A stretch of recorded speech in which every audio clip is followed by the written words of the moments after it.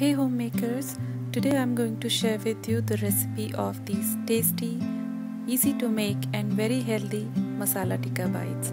So let's get started. First of all, heat 2 cups of water in a big pan, and once the water is hot enough, we are going to add 2 cups of rava or Sooji into it. Use a whisk when you mix the rava into water. Keep whisking it continuously so there are no lumps.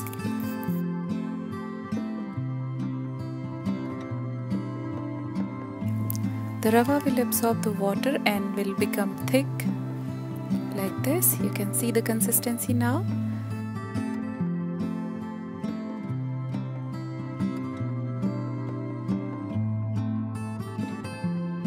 Now take a spatula and mix it nicely.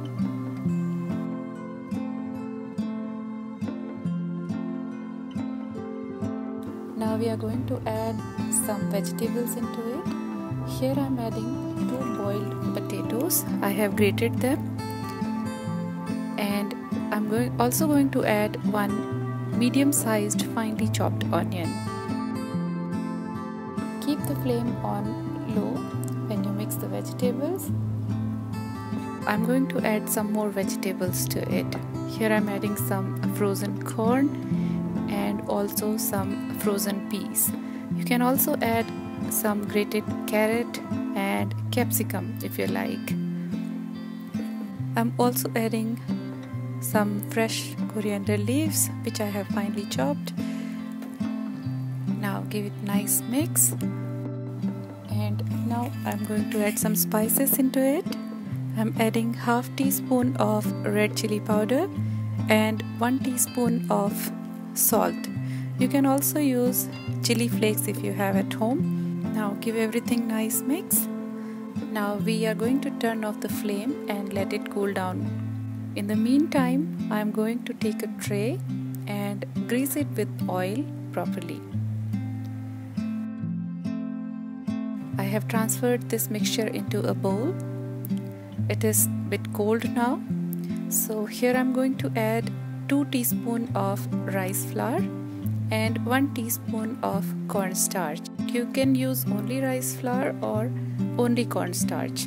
It's up to you. Whatever is available, you can use that. I'm also going to add 2 teaspoons of pav bhaji masala. Yes, that's the special ingredient of this recipe which is going to give it an amazing taste. And trust me, once you will make it, you are going to make it again and again. Now grease your palm and mix everything properly with your hands. Once everything is combined well, transfer it into the greased tray and spread it evenly in 1-inch thick layer. Now we are going to keep it in the refrigerator for half an hour so that it is set.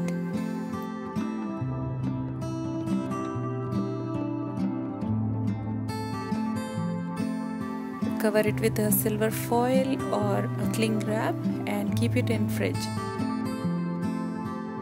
You can prepare this mixture and store it for up to 1 week. Now you can see it is set. Now I'm going to cut it into some square pieces. You can cut it in any shape and size of your choice. After cutting them into pieces, you can just put them in Ziploc bag and store them in refrigerator for 1 week. I have taken out all the pieces in a plate. Now we are going to fry them. Heat a pan on medium flame and add 2 teaspoons of oil. We are not going to use a lot of oil for this recipe. Only a little bit of oil will be enough.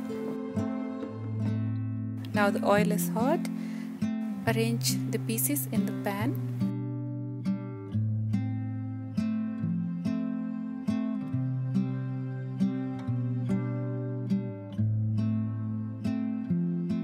Also brush little bit oil on the upper side. Now we are going to cook it for 1 to 2 minutes or until they are golden brown in color.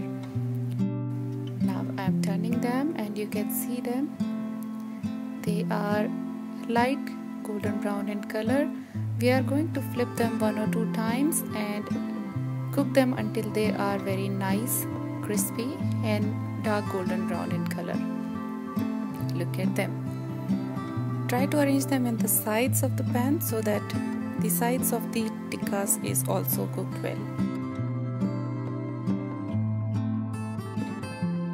You can see now they are cooked properly. Look at them, look at the color and the texture, and they are super crispy.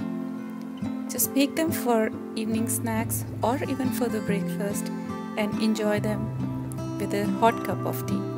If you like this recipe, please give it a thumbs up and don't forget to subscribe to the Star HomeMaker. Thanks for watching.